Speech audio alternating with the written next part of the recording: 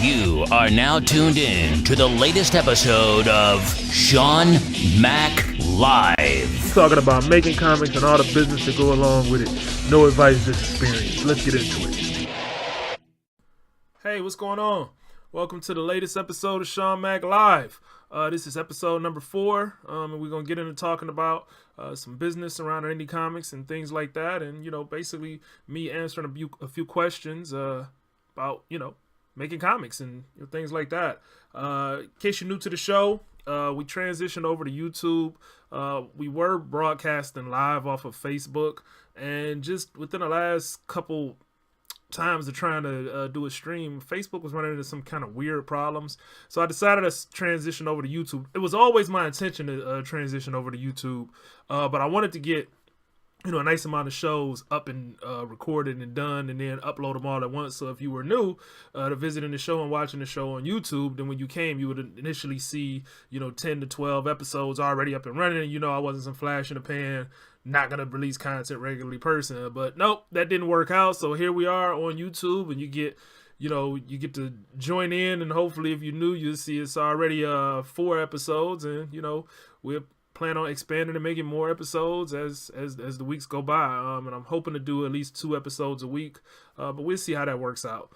So what is this show about? I mean, the show's about basically what I just said is me answering questions from you guys, if you are into making comics or into the business around comics, just based off of my experiences. I've had the pleasure of working with a lot of creators and working with a lot of artists and releasing a nice amount of comics, which you can see in back of me, all under my publishing line, Short Fuse Media Group. It's been tons of fun. We've done conventions, we've done Kickstarters, we do marketing, we've done events, we've done all kind of things. Anything you want to think of in regards to comics, we've done it. We've done ghost production, we've done actual production, we've done it. We make action figures.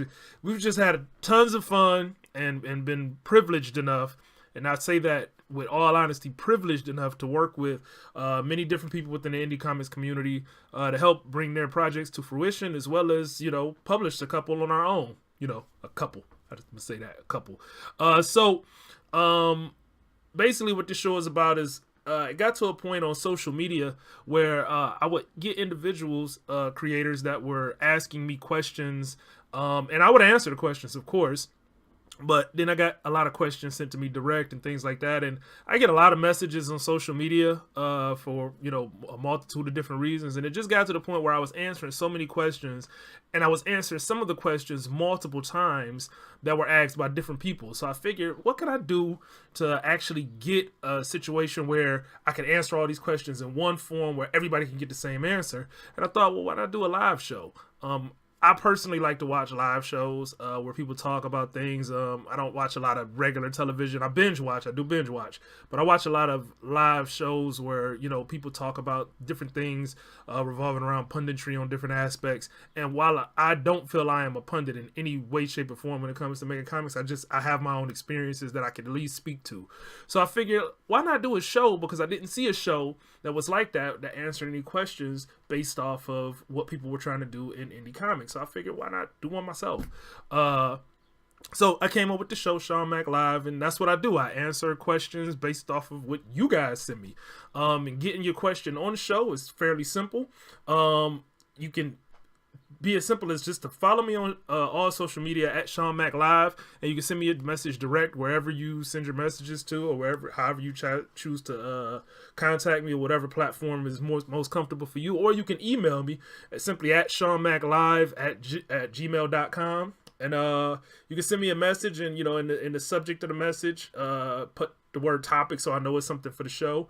Try and keep your questions as limited as possible and straight and direct, so I can fit them into the little word balloons that we use on the show. And I try and get your question answered. I know when I initially announced that I was doing the show, I asked for questions, and I got a ton of messages from people that were interested in getting their question answered. And I'm still picking and choosing from those questions as we go along. Now on Facebook, I was using a live feature where I would do like 3 questions initially from pre-planned questions that people have sent to me, and then I will go into doing live questions at the end of the show.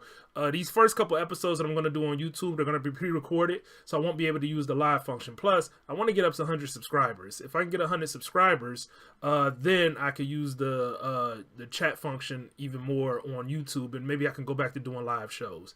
But until then, I still got a lot of questions I can answer, and you can still send questions in.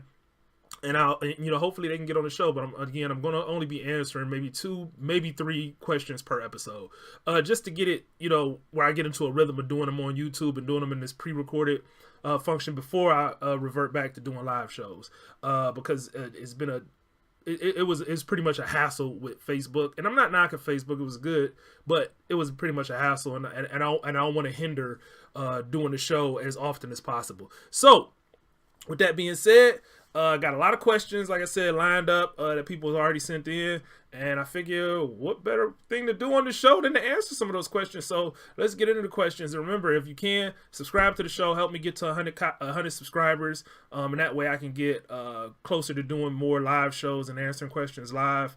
Plus, if you can, get the video a like, a thumbs up, and that'll help me out on YouTube as well. From what I gather, I'm new to YouTube. I'm totally new to this YouTube thing. Again, I was using Facebook Live.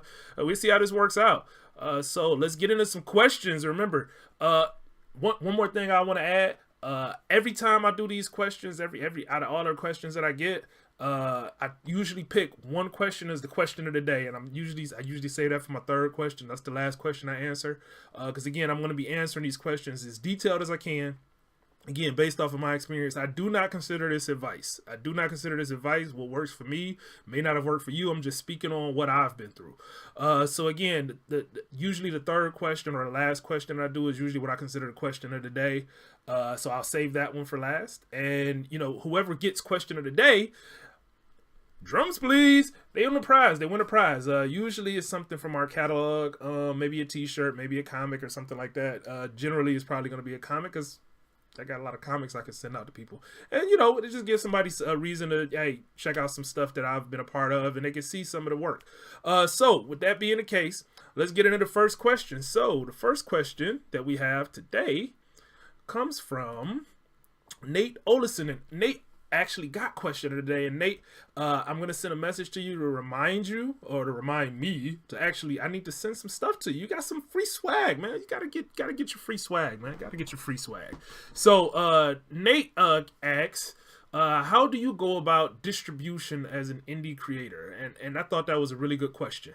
As an indie creator, I think that there's a multitude of ways you can go about distribution, but overall, I think that when it comes to distribution, you have to figure out what's going to work best for you, specifically. And a lot of the questions that I answer is going to revolve around that. So I'm going to just put that out as a disclaimer. A lot of times, the things that I'm going to suggest that people do is going to revolve based on you. Now, based off of my personal experience, the way I go about distribution is a little bit different than what everybody else does, but my entire company is based a little bit different. I don't believe in a lot of the prehistoric models that already exist, and I figured I'd create my own business model because it's my business.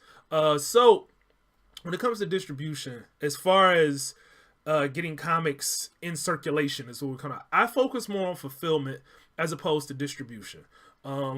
As I said in the beginning of this video, we do a lot of Kickstarters, and with those Kickstarters, we've made it a hashtag that we use consistently called "We Always Deliver." And the reality of it is using Kickstarter allows us to go direct to the consumer instead of going to third-party vendors and comic book shops and things like that. Here's the reality of it with comic book shops. Most comic book shops aren't taking your books as an indie comics creator unless they come through Diamond. Now, there is exceptions to that rule, so I don't want everybody to get up in arms and say, oh, if I'm not in Diamond, then I can't get my books in stores. That's not true. You can get your books in stores. I have creators on the Short Fuse roster to get their books in stores, but you have to look at it from the standpoint that there's a lot of different aspects to getting your books in stores. Local comic shops are accustomed to working with Diamond, so what that means is that they get the books at a 50% discount from the cover price. Retail cover price on most indie books, tops is about $5. So if your 50% that you're giving to the retailer is through Diamond, or if you're just giving it to the retailer off the top from you, that means that they're getting your books at $2.50 per book. Okay. Now, as a retailer, and I've worked with a lot of retailers, especially comic book retailers, as a retailer, from the business aspect, what typically people have to look at is that means that every time they buy one of your comics, they're making a $2.50 investment of product they're going to put on their shelves in their stores. Okay. $2.50 per comic. You have to have an audience that's going to come into their store and demand that book. And this was even if you were in Diamond. If you're in Diamond, you have to have an audience that demands that book, because the retailer has to know that they can feel confident in buying your book and then being able to make a profit. Because if they're buying it for $2.50, they still need to be able to sell it for, let's say it's a $5 cover price. Now, let's say let's keep it at $5 for a second. You keep your price at $5, okay? So now you have your book in stores, right? Retailer bought it, $2.50. They need to sell it for $2.50. They need to sell it for $5 to make a profit, which is, a $2.50 profit for them. Okay. Well, Batman is on the shelf for $2.99, $3.99. Batman, I'm pretty sure, has a bigger audience than you. So does Superman, so does Spider-Man, so does X-Men, and anybody else you want to name. So the people that's going into the comic shops, they're already going there for those things. They're not necessarily coming to the comic shops for your book. And even if they are, when they come to the comic book shop to get your book, they're paying $5 as opposed to the competition that you would then have from Batman, Superman, Spider-Man, X-Men, whoever, Wonder Woman, to get a cheaper book from a brand that they already know, whether it's DC, Marvel, etc. So you have to look at it from that aspect to say, is it worth the store's time? Or would it be easier for you just tell direct to the people that want to get your product? Okay. On top of that, you're selling a book at the store level for $2.50. Okay. There were costs involved with you making the book. There were costs involved with you printing the book. You're not getting your book printed at the same cost that Marvel and DC are getting their books printed. So while you may be selling the book for $2.50, most indies, not all, but most indies, especially, just most indies, are doing what's called digital printing as opposed to offset printing. So digital printing, usually for one book at around 32 pages, you're looking at anywhere from $2 to $2.30 just to print the book. So again, if you're selling your book, let's say maybe you're getting a deal, maybe, and again, there's always exceptions to the rule because everybody's situation is going to be different. You may be getting your books for $1.50. Or you may be doing offset printing, which we'll get into that in a second too. So if you're doing digital printing, you may be let's say you're getting books for $1.50. Well, now every time you sell a book, if you're selling them at $2.50, because the cover price is $5, well, you're only making $1 off each book. You're making $1 off each book sold versus you selling it direct. And if you're selling it if you're buying it for $1.50, right? You selling it for $5, right? You're getting $3.50 per book. So you're cutting into your profit margin. And that's something that you have to factor in when you start talking about distribution. What's gonna affect your profit margin? What's gonna affect your bottom line? And we can talk about offset printings. Maybe you're lucky enough and you're fortunate enough that you can do offset printing. Get you a bunch of copies. And the difference between digital and offset printing, digital allows you to print smaller runs for a fraction of the price, right? So you're doing, but the per copy price is a little higher. Offset printing, you can get larger runs and you can get them at a discounted price. So you may be getting comics for 50 cents, 75 cents, 80 cents a copy, right? But the difference is you have to sell thousands of books. I mean, you have to purchase them by the thousands. Usually you're not getting them for less than 1,000 copy print run. Possibly 500, but usually it's about 1,000. Most printing vendors is charge about, for a range of bulk pricing starts at usually about 1,000 copies. So 1,000 copies, you buy at, let's say 80 cents.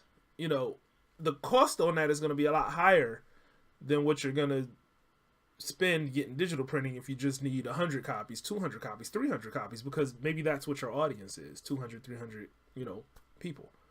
If you've got that far.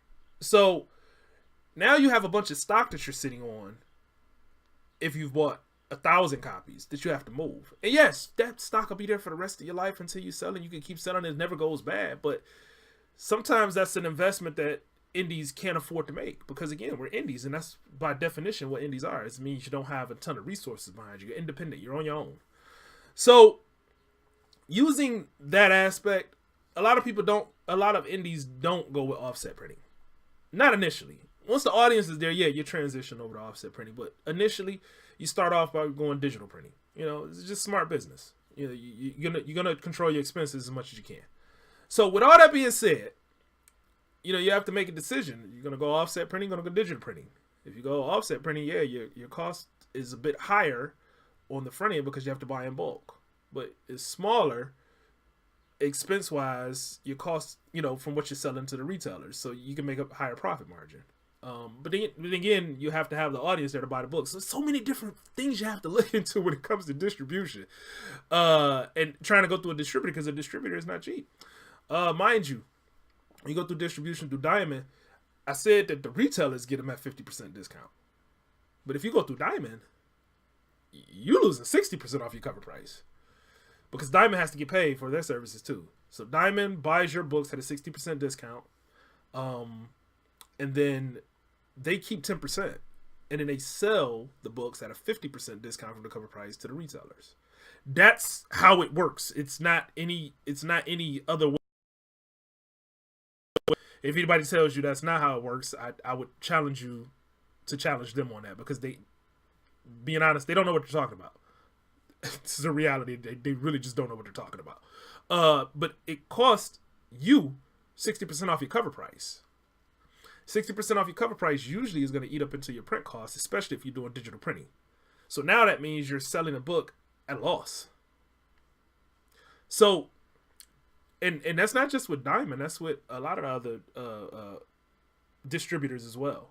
But Diamond is the major comic book distributor. But if you get into graphic novels and things, you could go through other book distributors too. But it's still the same thing. You're looking at 50%.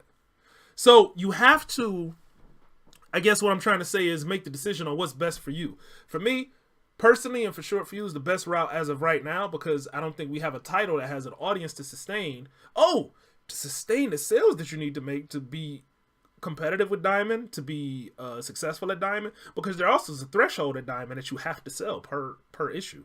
You have to sell X amount of copies, which I don't know the specific number right now. It's actually on Diamond's website, but I think it's like 2,500. You have to sell 2,500 units, or you have to sell a certain dollar amount, I believe is what the verbiage is on their website.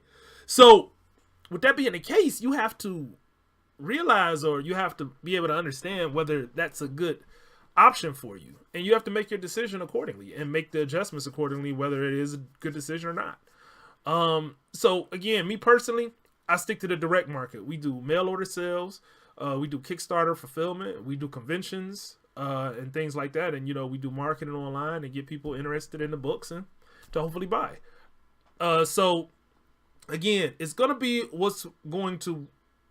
based off of what works best for you. For us, the direct to consumer route is the best distribution route for me, which again, I don't consider distribution. I consider it fulfillment. People place an order, we fulfill them.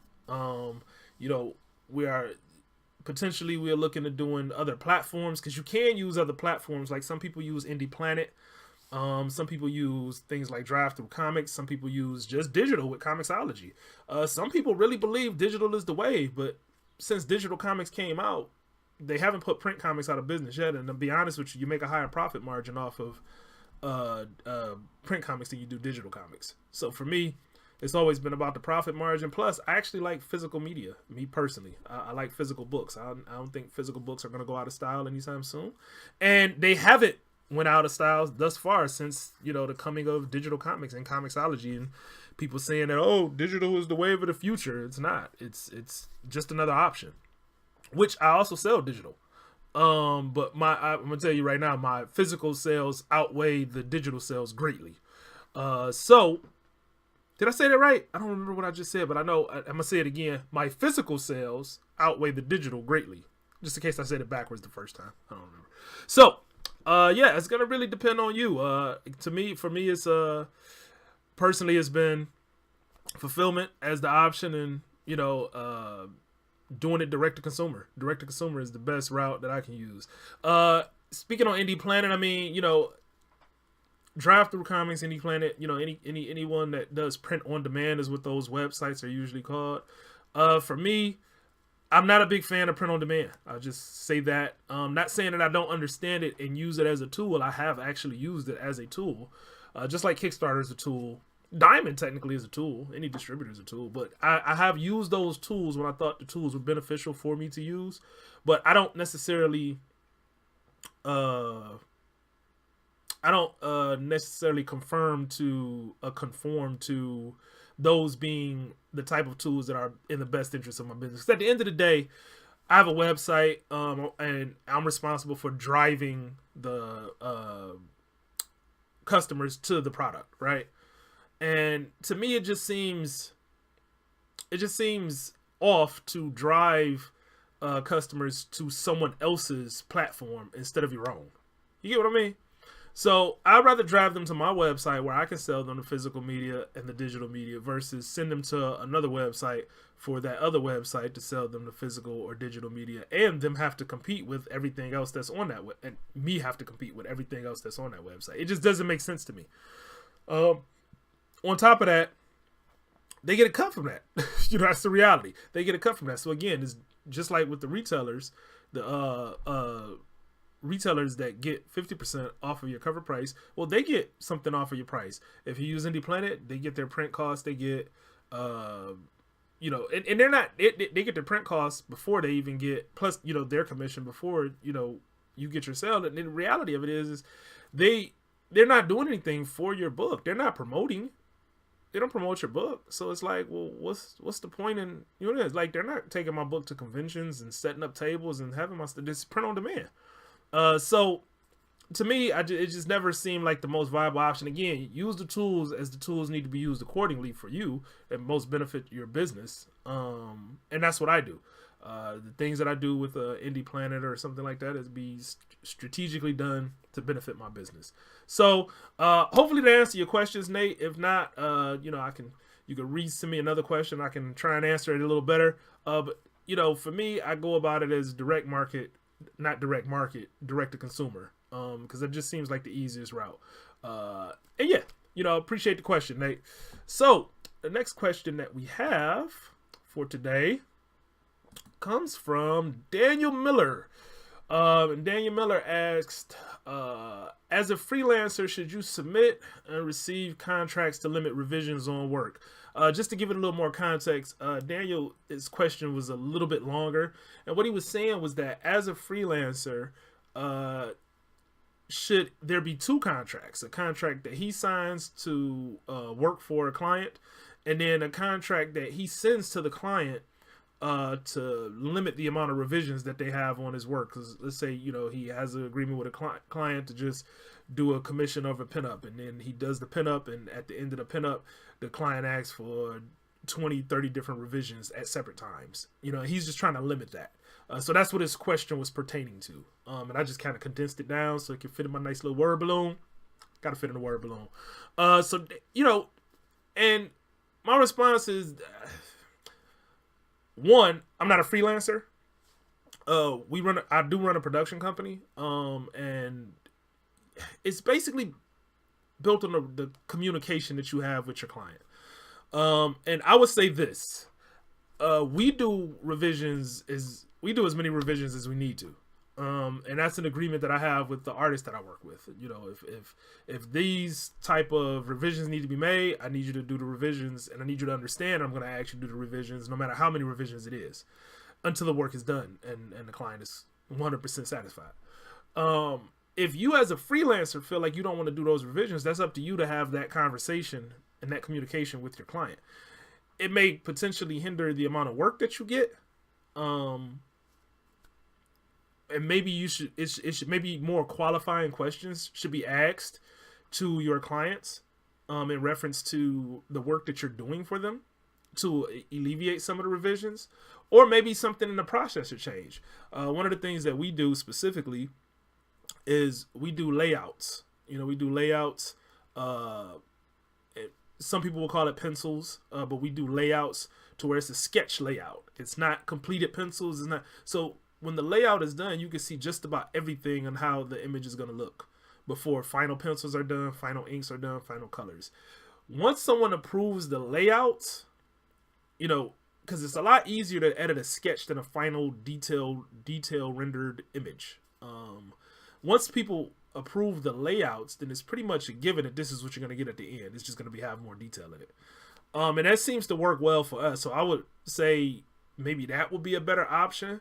But I would say submitting a contract to them, maybe a little bit, maybe something you want to veer away from doing, because it may turn people off. It may make them feel a certain way, or they might feel as if at the end of the day, if they need revisions done, you're not going to do it, so they may opt not to work with you anyway.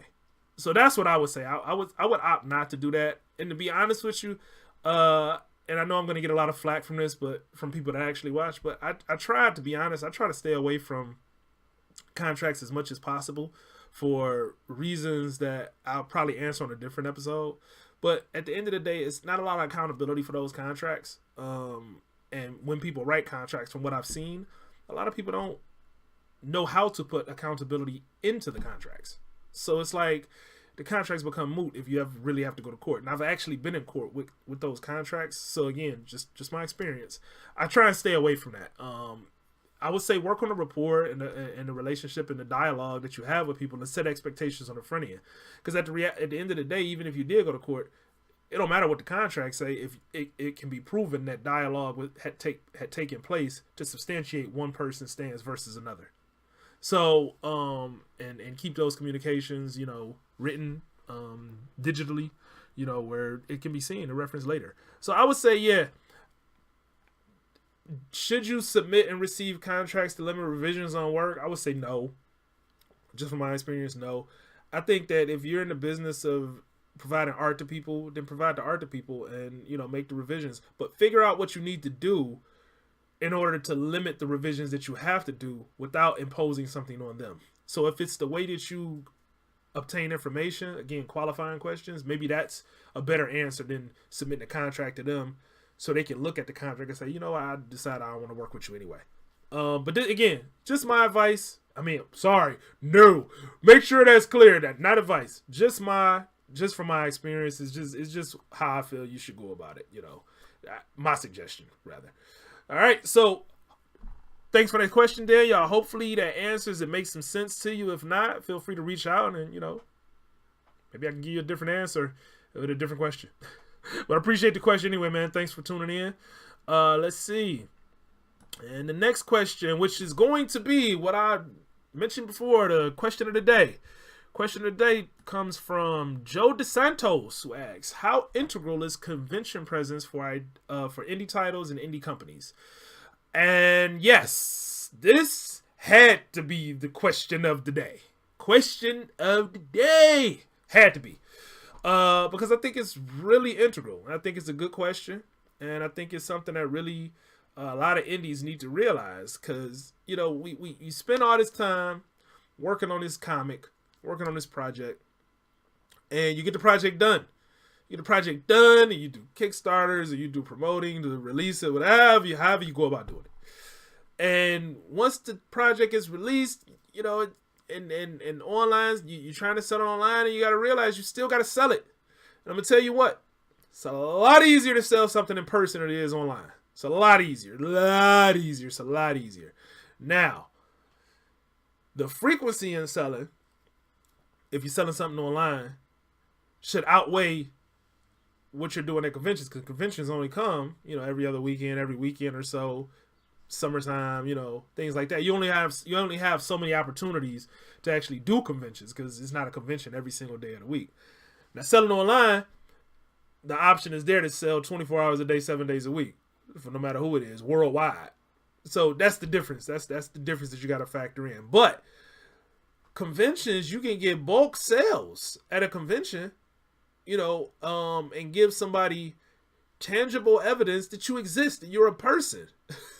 And we talk about indie comics and being an indie creator, that's one of the most important parts, getting people to associate with you versus just your comic, you know, and that's your opportunity at conventions. So why wouldn't you have a presence at conventions. You want to have a presence at conventions. You want to be there interacting and engaging. You can get a lot more engagement. You can build a rapport with someone quicker in person than you can online. Now, I get it. Some people don't like to deal with people. Some people don't. At one point in my life, that was me. Some people don't like to interact with people on a physical level.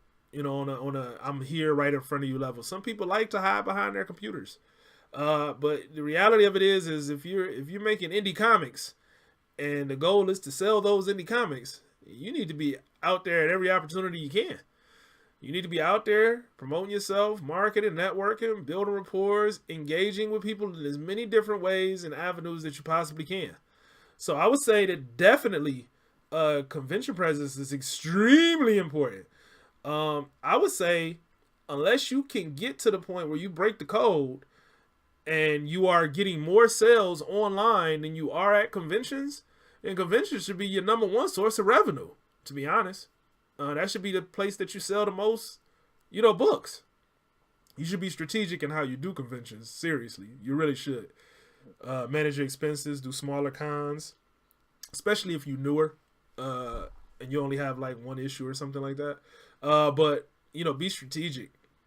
But beyond that, yeah, definitely your conventions is going to be extremely, extremely important. Plus, you get a chance to build with other creators because you're there. You get to see and learn what other creators are doing, what works, what doesn't work, what markets respond to what, because each comic convention is going to be different.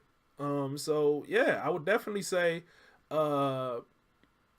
convention presence for indie titles and indie companies, because that's where you market it. Who are you?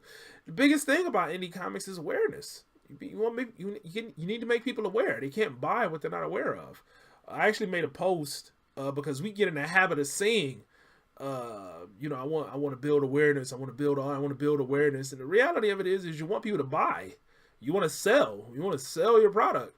But true enough, you can't sell it without people being aware. So if people aren't aware of what you're doing, then you have no way of selling to them. So if you're at conventions, you are building that awareness.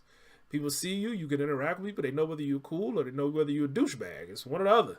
So the reality of it is you need to be able to figure out a way to get to as many conventions as possible and interact and engage and have some fun. Eat some good food. Convention food is always good. That's sarcasm, just in case you didn't realize it. Unless you bring your own food, bring your lunch. And I saw one person that posted that if the best time that you're gonna get a sale as soon as you take a bite of that sandwich that you brought with you. That's when everybody's gonna rush the table. But it also gives you being at conventions also gives you the opportunity to learn to pitch. And if you don't know how to pitch, you losing a battle right there, because that's where you learn. That's where you get your practice on pitching. And pitching is important. You need to be able to pitch your title. Once you can pitch it publicly and in person, it should be a lot more easier to pitch online. So, build that up. You go to conventions, you learn how to pitch, you learn how to sell, and learn how to actually sell, engage with people, how to read people and things like that. Yeah, it's extremely important. I can't say it enough. It's important. It's important. I think it's extremely important. I think the presence is integral to your success. Because you can go to different markets and do conventions in different places, and you can keep building awareness, and you can always sell. Because there's nobody on this planet that sold their comic to everybody. And every convention that you go to, you're going to meet new people. Some of the conventions that you do repeat trips to year after year, you're going to still meet new people. It's always going to be you're never going to go to a convention and sell a copy of your comic to every single person that comes through the doors. So, with that being the case, yes, convention presence is extremely important. Is integral to your development, is integral to your growth, is integral to your revenue stream, is integral to any potential profits. Yes, it's definitely integral, and that is why Joe DeSantos got question of the day. So Joe, I know me and you are friends on Facebook. I'll send you a message and make sure that, hey, you could send me your info so I can send you some free swag, because I really appreciate the question. We need questions like that to keep the show going. So, with that being the case, like I said, we usually would save time at the end and have we would have some live questions. But hey, this is the first of the brand new episodes on YouTube, debuting live, Sean Mack live. This is the first one. And you know, I'm gonna do a couple of these. Hopefully, you guys can subscribe to the show, and help me get up to 100 subscribers so I can activate the chat function. And then maybe I'll get back to doing more live questions. I'm gonna do some things on Twitter here soon within the next couple episodes, probably after I get a couple of these under my belt.